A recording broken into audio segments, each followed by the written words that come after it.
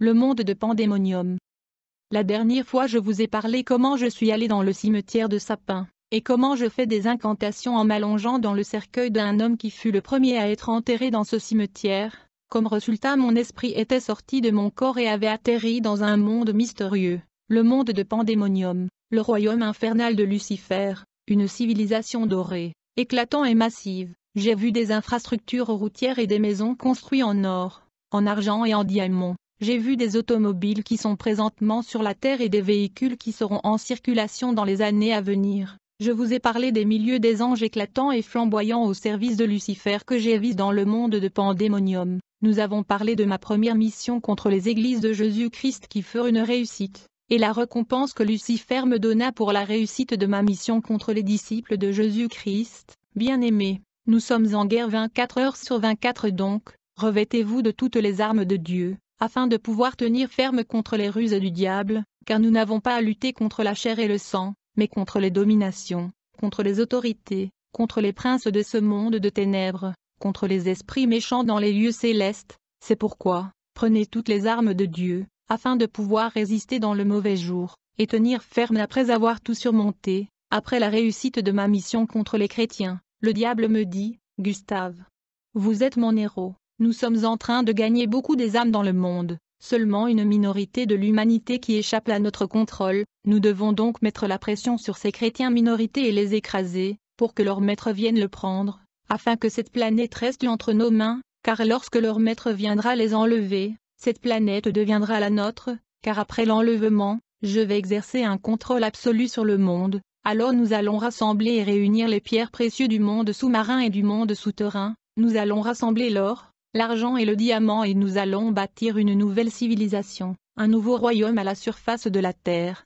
Ça sera comme le paradis terrestre, et nous allons régner comme de Dieu sur la population mondiale. Le diable est le père de mensonges. Il me promet une nouvelle civilisation après l'enlèvement de chrétiens alors que la Bible dit, « Puis je vis descendre du ciel un ange, qui avait la clé de l'abîme et une grande chaîne dans sa main.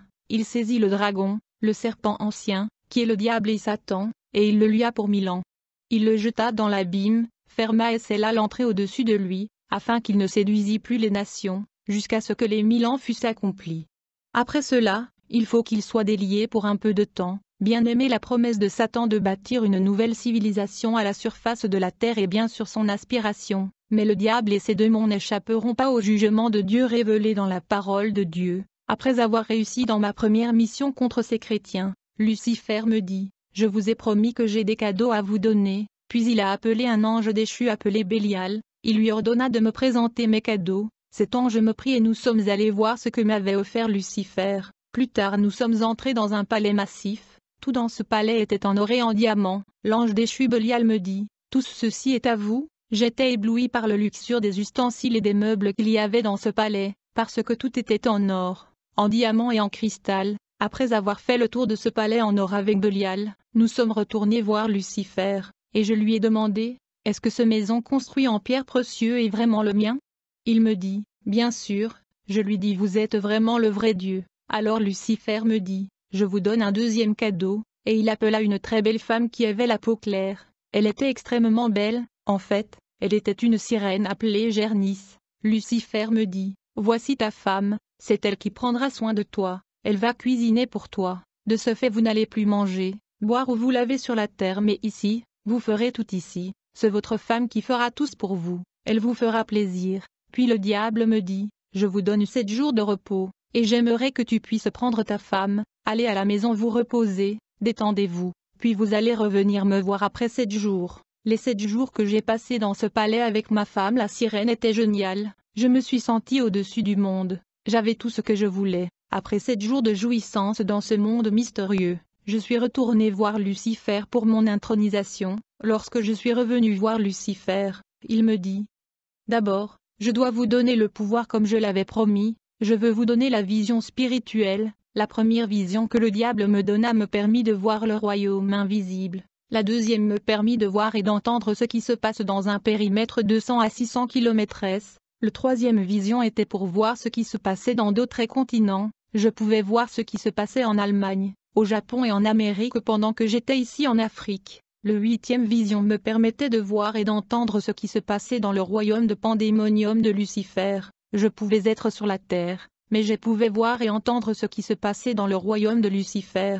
Puis il me donna un livre de prière magique et dit, « Tout ce que vous voulez, priez avec le livre et ça va apparaître. » Il m'a donné une croix rouge, un catalogue d'invocations, une pommade pour l'invocation, une pierre de destruction, une bouteille de domination et un tapis rouge d'invocation. Puis il me dit, « Lorsque vous retournez sur Terre, vous allez installer un portail interdimensionnel dans votre chambre, qui vous permettra de voyager de la Terre vers mon royaume. Vous n'aurez pas besoin d'aller au portail habituel comme le cimetière, les toilettes ou la rivière pour venir à mon royaume. » Puis il me dit, « Vous êtes nommé au poste d'inspecteur général. » Le diable a ensuite convoqué et rassemblé les démons de haut rang et les satanistes du monde dans une conférence. Nous étions tous réunis dans cet amphithéâtre.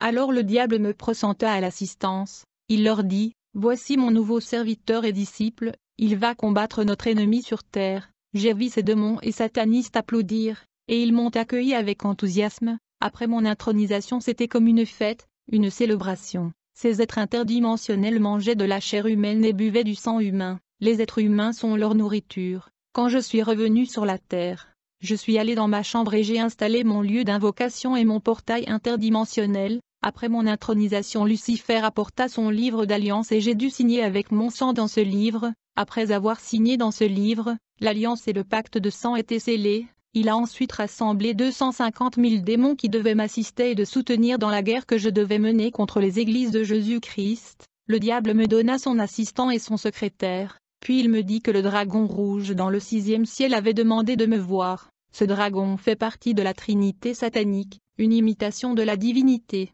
Le dragon au 6e ciel est un reptile flamboyant qui a 7 têtes. Maintenant pour aller au 6e ciel, j'ai été assigné un démon féminin pour me conduire là-bas. La Bible dit, un autre signe parut encore dans le ciel, et voici c'était un grand dragon rouge, ayant 7 têtes et 10 cornes, et sur ses têtes 7 diadèmes. Sa queue entraînait le tiers des étoiles du ciel, et les jetait sur la terre. Le dragon se tint devant la femme qui allait enfanter, afin de dévorer son enfant. Lorsqu'elle aurait enfanté, le diable me dit, « Je dois maintenant vous envoyer au 6e ciel pour rencontrer le dragon qui gouverne dans l'espace, car il vous a demandé. » Je fus conduit au 6e ciel par un démon féminin. Quand nous sommes arrivés au 6e ciel, c'était incroyable, ce dragon était énorme, au-delà de l'imagination. Il était grand et il avait 7 têtes. Comme j'étais devant lui, il baissa une de ses têtes et commença à parler avec une voix comme le tonnerre. Vous pourriez effondrer juste par le son de sa voix. Il me dit, « Je suis conscient du travail que vous faites pour notre royaume. Nous vous accordons une 2e mission. Je ne veux plus entendre parler des disciples de notre ennemi. Vous devez détruire complètement leurs activités. Si vous réussissez, votre puissance va s'étendre sur la terre. » Après avoir dit cela, il cracha le feu de sa bouche sur moi.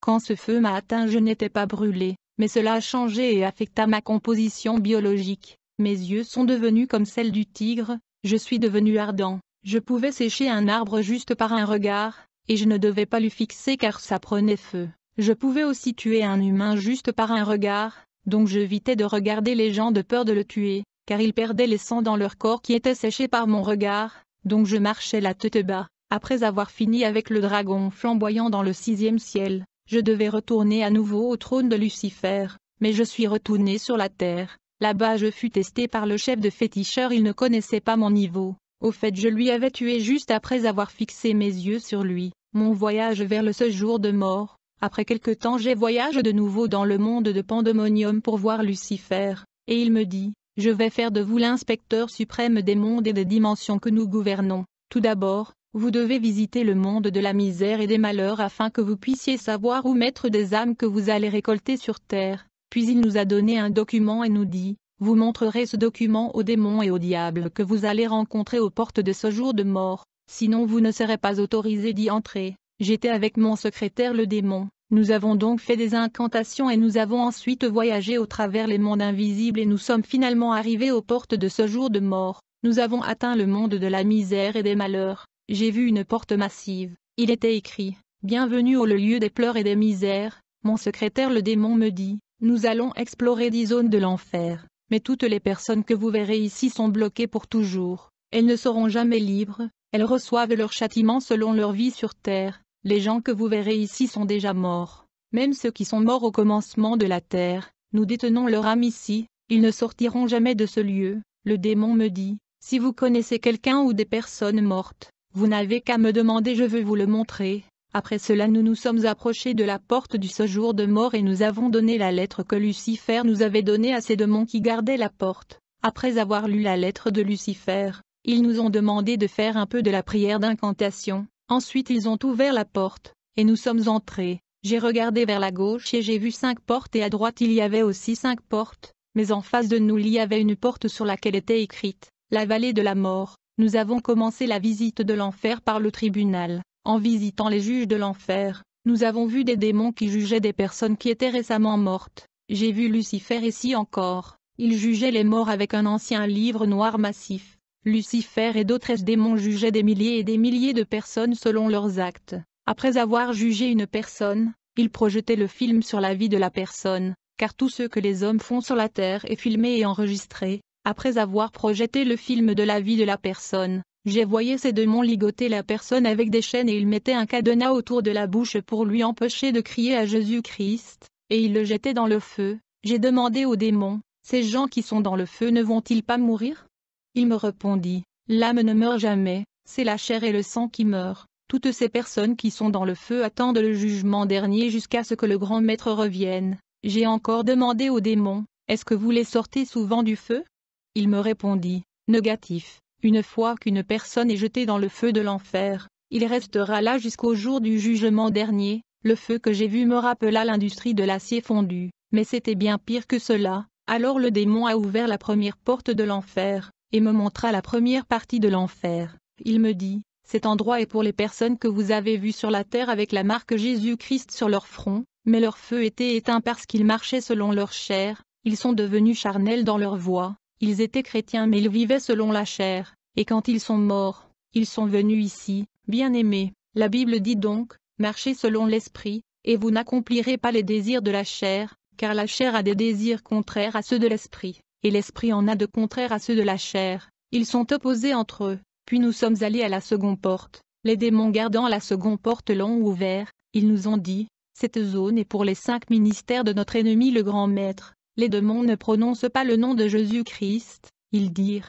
ces 5 ministères de notre ennemi. Parfois nous travaillons pour les attirer et le séduire afin qu'il utilise notre pouvoir et attire la foule. Mais quand ils meurent, ils viennent ici. Mon secrétaire le démon me rappela un incident survenu dans ma ville natale. Un ministre faisait une service de délivrance sur une sœur, mais le démon qui a quitté la sœur est entré dans ce ministre. Plus tard, il est mort et il est venu ici, et le démon me dit qu'il était ici. Bien-âme, j'aimerais attirer l'attention des pasteurs. Lorsque vous faites la délivrance, vous devez prendre des mesures parce que les démons sont dangereux et pleins de colère. Ils reviendront pour attaquer vos enfants ou les membres de votre famille, surtout ceux qui ne sont pas convertis. Quand les démons ont ouvert la deuxième porte de l'enfer, j'ai regardé et j'ai vu un océan de feu.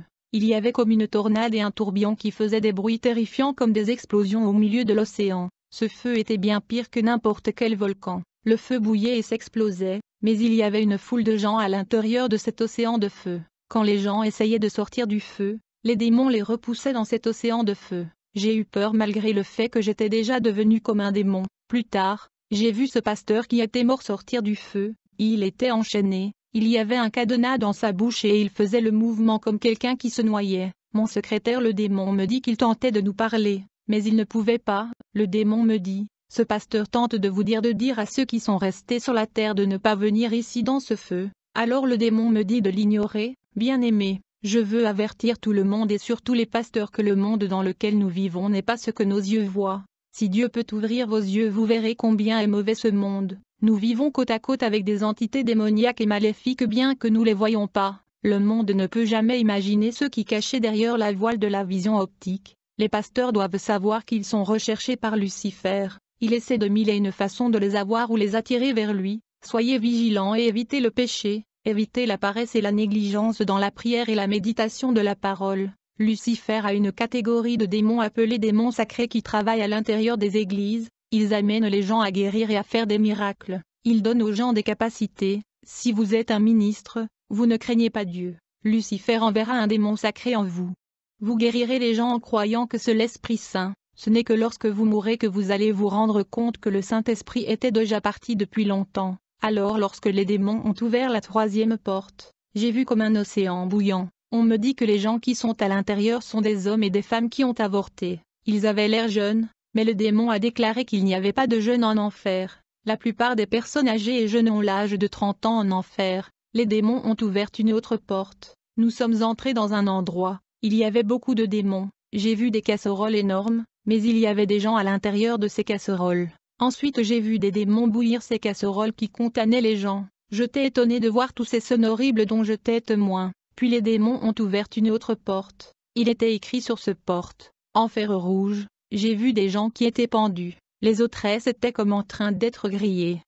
Comme on le fait avec les barbecues, comme on grillerait du poisson ou de la viande. Un démon me dit, ces personnes seront toujours ici, même si vous revenez après 5 ans, vous les trouverez ici, leur destin est de pleurer et de grincer les dents, c'est le verdict de leur jugement. Puis une autre porte fut ouverte par les démons, là j'ai vu des démons qui étaient longs d'à peu près 25 mètres, ils fouettaient les gens, et les corps de ces gens étaient pleins de blessures mais ils ne pouvaient pas mourir, puisqu'ils étaient déjà morts. Tu ne peux pas te défendre face à ces démons, Jean. Tu vas continuer à subir ces tortures jusqu'au jour du jugement du trône blanc. Il faut donc éviter le péché car les conséquences sont incalculables. Si ta main ou ton pied est pour toi une occasion de chute, coupe et jette-les loin de toi. Mieux vaut pour toi entrer dans la vie boiteux ou manchot, que d'avoir 2 pieds ou 2 mains et d'être jeté dans le feu éternel. Puis une autre porte fut ouverte par les démons. Il était écrit. La vallée de la mort, le démon me dit, cet endroit est pour les démons, les satanistes et les serviteurs de Lucifer qui échouent dans leur mission. Chaque fois qu'un démon ou un sataniste a échoué dans sa mission, il est jeté ici. Les démons me disent que les anges qui ont quitté le ciel, et sont descendus à voir des femmes, et ont produit des néphilim et des gens sont liés et enchaînés ici dans ce vallée. Puis le démon me dit, après que les anges aient été chassés du ciel, Lucifer n'a choisi que ceux qu'il a trouvés utiles, mais d'autres sont restés ici. Avant de quitter les séjours de mort, les démons m'ont montré les industries et usines de production alimentaire, car certains produits alimentaires que nous consommons sur la terre sont fabriqués par les démons. J'ai vu les industries de textiles fabriquant les habits destinés à la surface de la terre. Après la visite au séjour de mort, je suis retourné voir Lucifer comme il m'avait instruit. Lorsque je lui ai rencontré, il a précisé que je devais accomplir une mission qu'il avait pour moi dans la capitale. C'était en 1998 au mois de mars. Je ne suis jamais allé là-bas physiquement, mais j'allais là-bas souvent par le voyage astral. En fait, quand je commençais à travailler pour Lucifer, je devais couvrir 3 villes. Je devais être actif dans la capitale de l'Angola, la capitale de la République du Congo-Brazza et la capitale de mon pays, le Congo démocratique. Pour cela, le diable avait délégué 600 000 démons à ma disposition. Ces derniers devaient m'assister dans mon affectation qui est la guerre invisible contre les églises de Jésus-Christ. Pour l'Angola et le Congo-Brazza, je travaillais aussi avec 5 démons puissants, qui sont le démon Dionyso de l'ivrognerie et de l'alcoolisme, et aussi le démon de l'assassinat. Je travaillais avec le démon tabac du cigarette. Je travaillais avec le démon Abdallah du maraboutisme, et aussi le démon de la fornication et de l'immoralité sexuelle. Parlons un peu de la femme et du mari de nuit. Bien-aimés, si vous rêvez souvent que vous avez de rapports sexuels, j'aimerais vous avertir de faire très attention. Vous avez affaire à un démon dangereux. Je travaillais avec ce démon, il est moche. Quand vous le regardez, il a l'air d'être en train de pourrir. Il est un monstre. Mais quand il vient molester les gens, il peut même prendre la ressemblance de votre fiancé. Si vous pensez constamment à une femme ou un homme, ce démon peut venir vous molester sous la ressemblance de cette femme ou homme dont vous pensez. Ce démon est responsable des fausses couches et avortements, et il détruit les finances dans le foyer. Si vous êtes contrôlé par cet esprit, même si vous êtes marié, ce démon va travailler pour détruire ce mariage car il est jaloux. Il y a un démon dans le monde de Satan qui est appelé le démon errant. Il circule sur la terre juste pour capter ou capturer les paroles négatives qui sortent de la bouche des humains. Il capture de malédictions, des paroles irréfléchies que les hommes profèrent, et il fait en sorte que ces paroles s'accomplissent dans la vie de ceux qui l'ont proférée. Bien-aimé, la Bible dit dans le livre de Proverbes, c'est du fruit de sa bouche que l'homme rassasie son corps, c'est du produit de ses lèvres qu'il se rassasie. La mort et la vie sont au pouvoir de la langue. Quiconque l'aime en mangera les fruits. J'ai travaillé avec le démon de la nécromancie qui entre dans la vie qui se aime s'adresser aux morts. J'ai travaillé avec le démon Mémon de l'amour de l'argent et de l'avidité. J'ai travaillé avec le démon du suicide, le démon de la gloutonnerie et du luxure. J'ai travaillé aussi avec les démons de la maladie qui causent des infirmités dans le corps humain. Plusieurs maladies sont des démons. J'ai travaillé avec le démon de l'aveuglement, de la sourdité, de la paralysie, de la tension. Pour guérir beaucoup de malades, Jésus devait chasser les démons qui causaient ces maladies. La Bible dit qu'il guérit beaucoup de gens qui avaient diverses maladies. Il chassa aussi beaucoup de démons, et quand le démon ayant été chassé, le muet parla, et la foule étonnée disait, « Jamais pareille chose ne s'est vue en Israël. » J'ai travaillé également avec un sirène qui contrôle la jeunesse appelée Tsébé. Elle est responsable de l'immoralité sexuelle et la masturbation parmi les jeunes. Elle travaille avec la sirène Jacqueline et la sirène Marie Marguella, qui est la sirène de l'espace adorée dans l'Église catholique comme la mère de Jésus. Ces sirènes sont des anges déchus très puissants qui m'assistaient dans mes affectations. La sirène Hébé est souvent attirée par la manque d'hygiène. Il faut donc être propre car la manque d'hygiène est une porte d'entrée pour ce démon. Si tu as l'habitude de te masturber, sache que tes spermes sont collectés dans le monde invisible. Dans la Grèce antique, la sirène Hébé était adorée comme la fille de Zeus et Ra. Je travaillais aussi avec le démon Sankai et le démon Tombouctou. Sankai est le démon de la musique. Quand un démon veut entrer dans votre corps, il va collaborer avec Sankai, le démon de la musique profane, pour entrer en toi,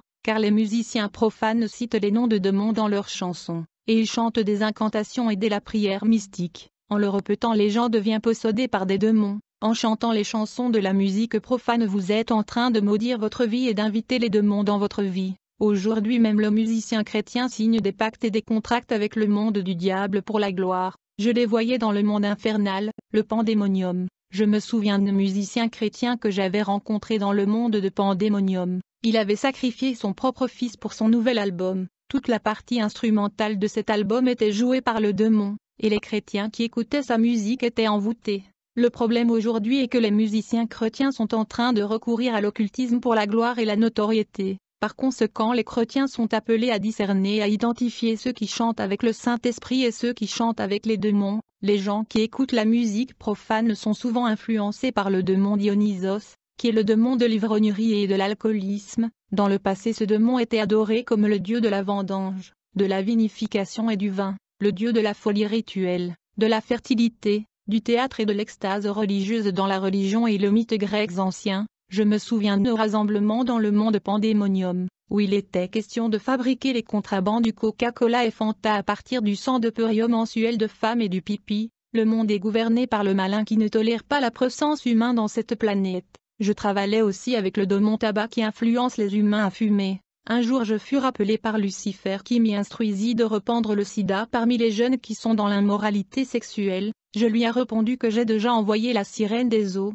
la CB, pour les pousser à la fornication. Ça ne vaut pas la peine de le tuer. Lucifer me dit, rappelle-toi le premier jour où tu as signé de faire ce que je te demande. Bien-aimé, le monde matériel est un piège pour l'humanité, car tout ce que nous voyons, les maisons, les voitures, les habits, l'argent, la luxure, les nouvelles technologies sont là pour attirer l'homme en enfer. Même les hommes de Dieu et les enfants de Dieu sont attirés par ces choses. N'aimez point le monde, ni les choses qui sont au monde. Si quelqu'un aime le monde, l'amour du Père n'est point en lui. Je travaillais aussi avec le démon de la négligence. La négligence est un démon puissance dans le monde du diable. Ce démon travaille en collaboration avec le démon de la paresse ou l'oisiveté pour neutraliser la vie spirituelle du chrétien. Quand tu veux lire la Bible et prier mais tu ne parviens pas à le faire, ceci est une évidence que le démon de la négligence et de la paresse sont debout contre votre vie spirituelle. La Bible dit que ce livre de la loi ne s'éloigne point de ta bouche, médite-le jour et nuit,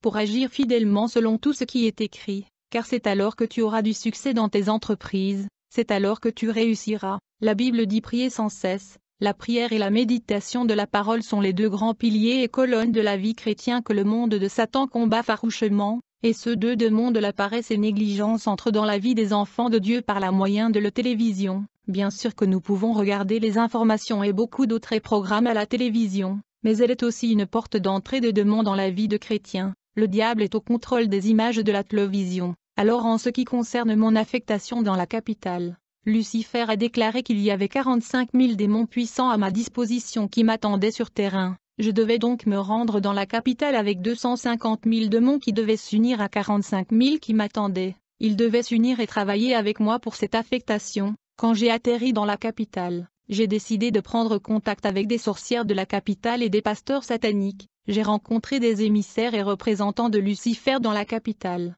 et je leur ai fait savoir ma mission. J'avais reçu des démons sacrés pour la guérison et la bénédiction. J'ai également pris contact avec différents démons stationnés à Kinshasa comme le démon Zénon, le démon Ngobila du fleuve Congo et le démon Njirima, et aussi le démon religieux Bombard de Bombard qui gère les 5 ministères de Satan. Le diable a 5 ministères qui sont le prêtre, l'abbé, le monseigneur, le cardinal et la papauté. La plupart des pasteurs au début ont de bonnes intentions, ils veulent servir Dieu et gagner des âmes afin que leur ministère se développe. Mais le problème commence quand Dieu les bénit, ils deviennent matérialistes.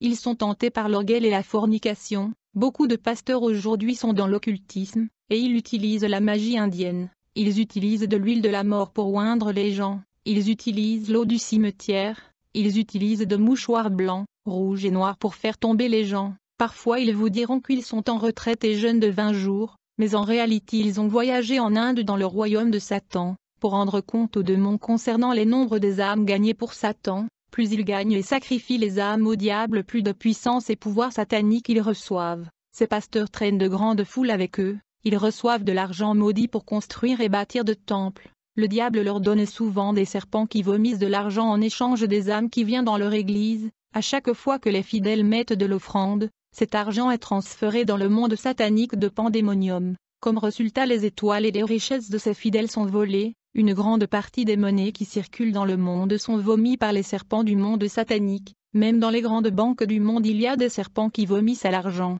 Bien-aimés, en ce temps de la fin, il faut avoir le discernement et il faut apprendre à écouter la voix du Saint-Esprit pour ne pas tomber victime. J'ai donc travaillé avec ces démons dans ma seconde mission, et aussi en collaboration avec le pasteur sataniste. Mais pendant la 3e mission nous étions confrontés à une église. À chaque fois que j'envoyais des démons contre cette église, ils étaient bombardés par le feu dévorant qui était dégagé par cette église. Alors je me suis décidé d'aller voir personnellement ce qui se passait. Cette église causait des dégâts et des destructions contre mes démons. Ils ne pouvaient rien faire contre cette église. Les démons ont essayé de nombreuses façons pour attaquer cette église, mais ils ne pouvaient même pas se rapprocher de cette église à cause des flammes de feu. Quand Lucifer a appris sur notre incapacité à vaincre cette église, il s'était énervé et a commencé à me menacer. Il m'a donné un avertissement et un ultimatum. Il m'ordonna d'attaquer cette église ou subir des conséquences. J'ai donc décidé de visiter l'église en question et d'évaluer leur puissance. J'étais en route vers cette église avec de démons forts. Nous nous dirigeons vers cette église, et nous étions sur le point de traverser le carrefour qui conduit à l'église quand soudainement nous avons vu un homme de lumière. Il était ardent et il rayonnait de lumière et des flammes de feu l'entouraient. Il avait une épée dans sa main. Cet être de lumière se tenait au milieu de la route. Il bloquait la voie et on ne pouvait pas passer. Il nous barrait la route. J'ai demandé à mon secrétaire le démon qui était cet homme de lumière qui était sur notre chemin et nous bloquait la route. Le démon s'exclama et me dit, « Celui notre arch-ennemi l'homme que nous combattons, il est leur grand maître, le chef des chrétiens. » Ce démon ne pouvait pas prononcer le nom de Jésus-Christ de Nazareth qui nous barrait la route. J'ai donc demandé à mon secrétaire démoniaque, « Cet homme qui est le leader de chrétiens est-il en train de nous défier ?» J'ai dit, « Eh bien nous verrons ce qui va se passer. » J'ai donc pris le livre des incantations et des invocations. Je me suis mis à faire des invocations, j'ai conjuré toutes sortes de démons puissants de l'enfer. Mais en vain, ils n'apparaissaient pas. Aucun démon de l'enfer ne répondait à mes invocations. Alors nous avons décidé de changer la direction. Nous avons pris une autre route pour éviter cet homme de lumière. Mais une fois arrivés près de l'église en question, nous avons constaté que cette église était entourée d'un grand nombre des anges éclatants de lumière. Ensuite, nous avons changé la direction pour la 3e, mais cette église était encerclée par les anges. Nous sommes donc retournés au carrefour où se trouvait l'être de lumière. Il était toujours là, enveloppé de flammes de feu extrêmement. On gardait une bonne distance, mais il était toujours là, rayonnant de lumière intense et il était ardent. Moi je ne savais pas que nous étions en danger, mais les démons avaient peur et étaient en train de paniquer. Ils gardaient une bonne distance de cet homme de lumière car ils savaient à qui ils avaient affaire. Donc nous étions là bloqués au milieu de la rue, et l'être de lumière, Jésus-Christ, se tenait devant nous au milieu de la route avec son épée. Bien-aimé, un chrétien qui marche dans la sanctification est toujours enveloppé des flammes de feu dévorant, exactement comme celles qui enveloppaient le grand maître Jésus-Christ de Nazareth qui nous barrait la route, et un démon ne peut jamais s'approcher d'un chrétien qui marche dans la sanctification et qui est dédié et consacré à la vie de prière. La Bible dit qu'il fait des vents ses anges, et du feu brûlant ses serviteurs. Normalement les démons gardent une distance de 30 mètres face aux chrétiens à cause de flammes de feu brûlant et dévorant qui les entourent. Un démon ne peut s'approcher d'un chrétien seulement s'il est dans le corps d'un autre être humain, car un chrétien né de nouveau est enveloppé des flammes de feu qui brillent. Il a un ange gardien ayant un épée flamboyant, et les chrétiens ont le cachet du nom Jésus-Christ sur leur front qui dégage la lumière. Les chrétiens ont également une couronne de feu au-dessus de leur tête. Bien-aimés, nous étions là bloqués par Jésus-Christ lui-même. J'ai donc décidé d'appeler le maître Lucifer et je lui ai informé que le grand maître des chrétiens nous empêchait de passer. Nous sommes bloqués. Par conséquent Lucifer envoya 10 démons guerriers puissants pour nous aider. Mais quand ils ont atterri et ils ont vu Jésus-Christ, ils ne savaient pas quoi faire. Ils sont retournés immédiatement dans le pandémonium pour faire rapport à Lucifer. Mais Lucifer s'est mis en colère. Il a donné l'ordre qu'on les jette dans la vallée de la mort. Ensuite Lucifer a envoyé les renforts à 4 reprises mais ça ne marchait pas, car les démons puissants qu'il envoyait avaient peur de s'approcher de Jésus-Christ. J'ai donc appelé Lucifer à nouveau et je lui ai dit puisque vous êtes plus puissant que le maître de chrétiens, vous devez venir vous-même prendre soin de lui car tous les renforts que vous envoyez ne marchent pas. Alors Lucifer m'a répondu avec colère et a déclaré, vous allez faire face à cette situation par vous-même, si jusqu'au soir vous ne remplissez pas la tâche qui vous a été confiée contre cette église, je vais envoyer des démons puissants pour vous arrêter et vous jeter dans la vallée de la mort. Lorsque j'ai entendu cet avertissement de Lucifer, j'ai eu peur. Donc j'ai convoqué une convention qui fut assistée par plus de millions de démons dans la capitale. Il y avait les démons forts, les démons légers et les démons puissants. J'ai fait savoir aux démons que j'avais un problème sérieux, j'avais besoin d'une solution parce que je venais de recevoir un ultimatum de la part du grand maître Lucifer. Les démons ont répondu qu'ils sont au courant du problème auquel j'étais confronté. Nous devons trouver une solution.